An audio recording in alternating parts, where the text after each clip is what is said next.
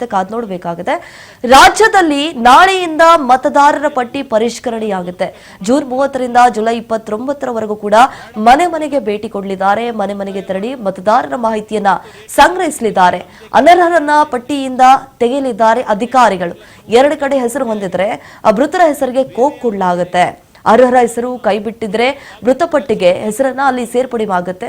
ನೋಡಿ, ಈಗ ಪರಿಷ್ಕರಣೆ ಮಾಡಬೇಕು ಅನ್ನುವಂತಹ ನಿಟ್ಟಿನಲ್ಲಿ ಅಧಿಕಾರಿಗಳು ಕೂಡ ಈಗಾಗಲೇ ಸಕಲ ಸಿದ್ಧತೆಯನ್ನ ಕೂಡ ಮಾಡಿಕೊಳ್ತಿದ್ದಾರೆ. ಯಾರೆಲ್ಲ ಮೃತಪಟ್ಟಿದ್ದಾರೆ ಅವರ ಹೆಸರನ್ನ ತೆಗೆದುಹಾಕಬೇಕು ಅನ್ನುವಂತಹ ನಿಟ್ಟಿನಲ್ಲಿ ಈಗ ಅವರ ದಾಖಲೆಗಳನ್ನ ಪರಿಶೀಲನೆ ಮಾಡೋದಾಗ್ಲಿ, ಮನೆ ಮನೆಗೆ ತೆರಳಿ ಇವೆಲ್ಲ ಪ್ರಕ್ರಿಯೆಗಳು ಕೂಡ ನಡೆಯಲಿದೆ. ಜೂನ್ 30ರಿಂದ ಮನೆ ಮನೆಗೆ ತೆರಳಿ ಮತದಾರರ ಮಾಹಿತಿಯನ್ನ ಸಂಗ್ರಹಿಸಲಿದ್ದಾರೆ. ಅನರ್ಹರನ್ನ ಪಟ್ಟಿಯಿಂದ ತೆಗೆಯಲಿದ್ದಾರೆ ಅಧಿಕಾರಿಗಳು. 2 ಕಡೆ ಹೆಸರು ಹೊಂದಿದ್ರೆ ಮೃತರ ಹೆಸರಿಗೆ ಕೋಕ್ ಕೊಡಲಾಗುತ್ತೆ.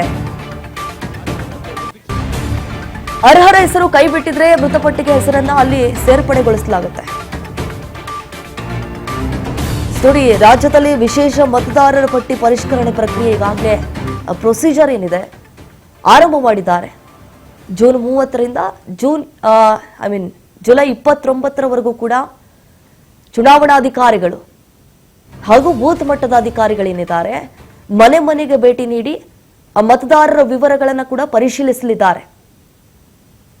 ಸೊ ಇದೇ ಸಂದರ್ಭದಲ್ಲಿ ನೋಡಿ, ಬಿಎಲ್ಒಗಳು ಎಸ್ಐಆರ್ ಅರ್ಜಿಯನ್ನ ನೀಡಲಿದ್ದು ಮತದಾರರು ಅರ್ಜಿಯನ್ನ ಭರ್ತಿ ಮಾಡಬೇಕಾಗುತ್ತೆ. ಸಹಿ ಮಾಡಿ ಅಗತ್ಯ ದಾಖಲೆಗಳೊಂದಿಗೆ ಎಲ್ಲವನ್ನ ಕೂಡ ಸಬ್ಮಿಟ್ ಮಾಡಬೇಕಾಗುತ್ತೆ. ಮತದಾರರ ಪಟ್ಟಿಯಲ್ಲಿರುವಂತಹ ಹೆಸರುಗಳನ್ನ ಪರಿಶೀಲನೆ ಮಾಡ್ತಾರೆ. ತಿದ್ದುಪಡಿ ಏನಾದರೂ ಇದ್ರೆ ಅದನ್ನು ಕೂಡ ಚೆಕ್ ಮಾಡ್ತಾರೆ. ಹೊಸ ಮತದಾರರ ಹೆಸರನ್ನ ಸೇರ್ಪಡೆಗೊಳಿಸಲಾಗುತ್ತೆ. ಯಾರೆಲ್ಲ ಮೃತಪಟ್ಟಿದ್ದಾರೆ, ನಾಳೆಯಿಂದ ಚುನಾವಣೆ ಅಧಿಕಾರಿಗಳು ಬಿಎಲ್ಒಗಳು ಮನೆ ಮನೆಗೆ ಭೇಟಿ ಕೊಡ್ತಿದ್ದಾರೆ. ಭೇಟಿ ನೀಡಿ ಮತದಾರರ ವಿವರಗಳನ್ನ ಪರಿಶೀಲಿಸಲಿದ್ದಾರೆ. ಇದೇ ವೇಳೆ ಬಿಎಲ್ಒಗಳು ಎಸ್ಐಆರ್ ಅರ್ಜಿಯನ್ನ ನೀಡಲಿದ್ದಾರೆ. ಮತದಾರರು ಅರ್ಜಿಯನ್ನ ಭರ್ತಿ ಮಾಡಿ ಸಹಿ ಮಾಡಬೇಕಾಗುತ್ತೆ. ನಾಳೆಯಿಂದ ಚುನಾವಣಾಧಿಕಾರಿಗಳು ಬಿಎಲ್ಒಗಳು ಮನೆ ಮನೆಗೆ ತೆರಳಿ ಈ ದಾಖಲೆಗಳನ್ನು ಪರಿಶೀಲಿಸಲಿದ್ದಾರೆ. ನೋಡಿ, ಜೂನ್ 30ರಿಂದ ಜುಲೈ 29ರವರೆಗೂ ನಡೆಯಲಿರುವಂತಹ ಪರಿಶೀಲನೆ ಇದಾಗಿದೆ.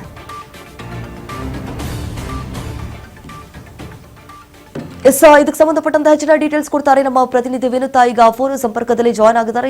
ವಿನುತಾ, ನಾವು ಗಮನಿಸಿದಾಗ ಈಗ ರಾಜ್ಯದಲ್ಲಿ ವಿಶೇಷ ಮತದಾರರ ಪಟ್ಟಿ ಪರಿಷ್ಕರಣೆ ಮಾಡೋದಕ್ಕೆ ಪ್ರೊಸೀಜರ್ ಏನು ಆರಂಭ ಆಗಿದೆ. ಯಾವ ರೀತಿ ನಡೆಯುತ್ತೆ ಒಂದು ಪ್ರೊಸೀಜರ್ ಅಂತ ಹೇಳಿ? ಏನು ನಮ್ಮ ಬೆಂಗಳೂರು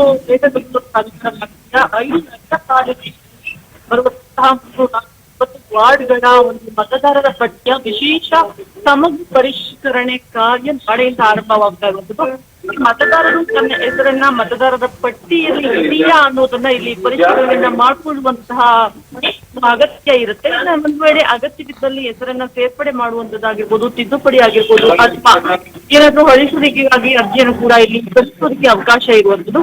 ಜಿಬಿಯ ಮುಖ್ಯ ಆಯುಕ್ತರು ಹಾಗೂ ಜಿಲ್ಲಾ ಚುನಾವಣಾಧಿಕಾರಿಗಳು ಮತ್ತೆ ಮಹೇಶ್ವರ್ ಅವರಿಗೆ ಒಂದು ರೀತಿ ಮನವಿಯನ್ನ ಮಾಡಿರುವಂತದ್ದು. ಇದಕ್ಕೆ ಸಂಬಂಧಪಟ್ಟಂತೆ ಇನ್ನ ಮತದಾರರ ಪಟ್ಟಿಯನ್ನ ಯಾವುದೇ ರೀತಿಯ ದೋಷ ಇಲ್ಲದಂತೆ ದೋಷರಹಿತಗೊಳಿಸುವಂತಹ ಒಂದು ಸದುದ್ದೇಶದಿಂದ ಈ ಒಂದು ಪರಿಷ್ಕರಣೆಯನ್ನ ಕೈಗೊಳ್ಳಲಾಗಿರುವುದು. ಇನ್ನು ಒಂದಕ್ಕಿಂತ ಹೆಚ್ಚು ವಾರ್ಡ್ಗಳಲ್ಲಿ ಏನಾದ್ರೂ ಒಬ್ಬ ಮತದಾರ ಹೆಸರನ್ನ ಹೊಂದಿದ್ರೆ ಅಂತಹ ಹೆಸರುಗಳನ್ನು ಕೂಡ ಇಲ್ಲಿ ಸರಿಪಡಿಸಲಾಗುತ್ತೆ. ಜೊತೆಗೆ ಮೃತಪಟ್ಟಂತಹ ಮತದಾರರ ಹೆಸರುಗಳನ್ನು ಕೂಡ ಇಲ್ಲಿ ತೆಗೆಯಲಾಗುವಂತ ಪ್ರಕ್ರಿಯೆ ಕೂಡ ನಡೆಸುವಂತದ್ದು. ಇನ್ನ ಯಾರೆಲ್ಲ ಹೊಸ ಮತದಾರರನ್ನ ಪಟ್ಟಿಗೆ ಸೇರಿಸುವಂತ ಕಾರ್ಯಕ್ಕೆ ಇಲ್ಲಿ ಇದೀಗ ಆದ್ಯತೆಯನ್ನ ನೀಡಲಾಗಿರುವುದು. ಇನ್ನು ನಾಳೆಯಿಂದ ಜುಲೈ 29ರವರೆಗೂ ಕೂಡ ಬೂತ್ ಮಟ್ಟದ ಅಧಿಕಾರಿಗಳು ಇದು BNO ಅಂತ ಕರಿತೀವಿ, ಅವರು ನಮ್ಮ ಪ್ರತಿಯೊಬ್ಬರ ಮನೆ ಮನೆಗೂ ಕೂಡ ಭೇಟಿಯನ್ನ ನೀಡಿ ಪರಿಶೀಲನೆಯನ್ನ ಮಾಡುವಂಥದ್ದು. ಇನ್ನು 8,000 ಸಿಬ್ಬಂದಿಗಳನ್ನ ಈ ಒಂದು ಕಾರ್ಯಕ್ಕೆ ನಿಯೋಜನೆ ಕೂಡ ಮಾಡಲಾಗಿದೆ.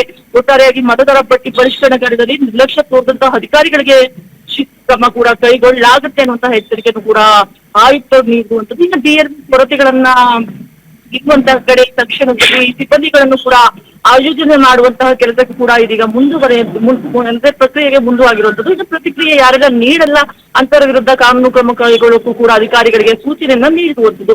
ಇನ್ನು ಯಾರೆಲ್ಲ ವಿವಿಧ ಇಲಾಖೆಯ ಮುಖ್ಯಸ್ಥರಿರ್ತಾರೆ ಇದಕ್ಕೆ ಸಂಬಂಧಪಟ್ಟಂತೆ ಪತ್ರವನ್ನು ಕೂಡ ಬರೆಯಲಾಗಿದ್ದು, PLOಗಳು ಕಡ್ಡಾಯವಾಗಿ ಕರ್ತವ್ಯವನ್ನು ನಿರ್ವಹಿಸಲೇಬೇಕು ಅನ್ನುವಂತಹ ಒಂದು ಆದೇಶವನ್ನು ಕೂಡ ಇಲ್ಲಿ ಹೊರಡಿಸಲಾಗಿದೆ.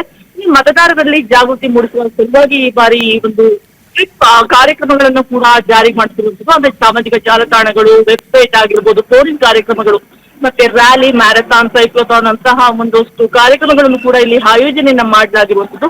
ಇನ್ನು ಹಿರಿಯ ನಾಗರಿಕರಾಗಿರ್ಬೋದು, ದಿವ್ಯಾಂಗರಾಗಿರ್ಬೋದು, ಮಹಿಳೆಯರಾಗಿರ್ಬೋದು, ಆದಿವಾಸಿಗಳಾಗಿರ್ಬೋದು ಅಥವಾ ವಲಸೆ ಕಾರ್ಮಿಕರಾಗಿರ್ಬೋದು, ಇವರನ್ನ ಎಲ್ಲವನ್ನು ಕೂಡ ತರುವಂತಹ ಒಂದು ವಿಶೇಷ ಅಭಿಯಾನವನ್ನ ಇಲ್ಲಿ ಹಮ್ಮಿಕೊಳ್ಳಲಾಗಿದೆ.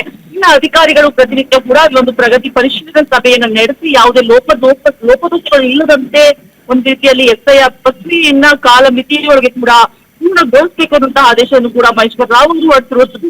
ಇನ್ನು ಯಾವೆಲ್ಲ ರೀತಿಯಲ್ಲಿ ಎಸ್ಐಆರ್ ಬೇಡಪಟ್ಟಿ ಇದೆ ಅಂತ ನಾವು ನೋಡೋದಾದ್ರೆ, ಇನ್ನು ನಾಳೆಯಿಂದ ಜುಲೈ 29ರವರೆಗೂ ಕೂಡ ಮನೆ ಮನೆಗೆ ಬಿಎಲ್ಒಗಳು ಭೇಟಿ ನೀಡುತ್ತಾರೆ. ತದನಂತರದಲ್ಲಿ ಜುಲೈ 29ರಂದು ಮತಗಟ್ಟೆಯಲ್ಲಿ ಎಸ್ಐಆರ್ ಪ್ರಕ್ರಿಯೆ ಆರಂಭವಾಗುತ್ತೆ. ಜೊತೆಗೆ ಆಗಸ್ಟ್ 5ರಂದು ಕರಡು ಮತದಾರರ ಪಟ್ಟಿಯನ್ನು ಪ್ರಕಟ ಮಾಡಲಾಗುತ್ತೆ. ಆಗಸ್ಟ್ 5ರಿಂದ ಸೆಪ್ಟೆಂಬರ್ 4ರವರೆಗೂ ಕೂಡ ಆಕ್ಷೇಪಣೆಯನ್ನು ಸಲ್ಲಿಸೋದಕ್ಕೆ ಅವಕಾಶವನ್ನ ಕಲ್ಪಿಸಲಾಗಿರುವಂತದ್ದು. ಇನ್ನು ಆಗಸ್ಟ್ 5ರಿಂದ ಅಕ್ಟೋಬರ್ 3ರವರೆಗೂ ಕೂಡ ಆಕ್ಷೇಪಣೆಗಳ ವಿಲೇವಾರಿ ಕೂಡ ಆಗುವಂಥದ್ದು. ಜೊತೆಗೆ ಕೊನೆಯ ಬಾರಿಯಾಗಿ ಅಕ್ಟೋಬರ್ 7ರಂದು ಅಂತಿಮ ಮತದಾರರ ಪಟ್ಟಿಯಲ್ಲಿ ಪ್ರಕಟವಾಗುವಂಥದ್ದು. Deepa, S Vanitha, thank you ತಮ್ಮ ಮಾಹಿತಿಗಾಗಿ.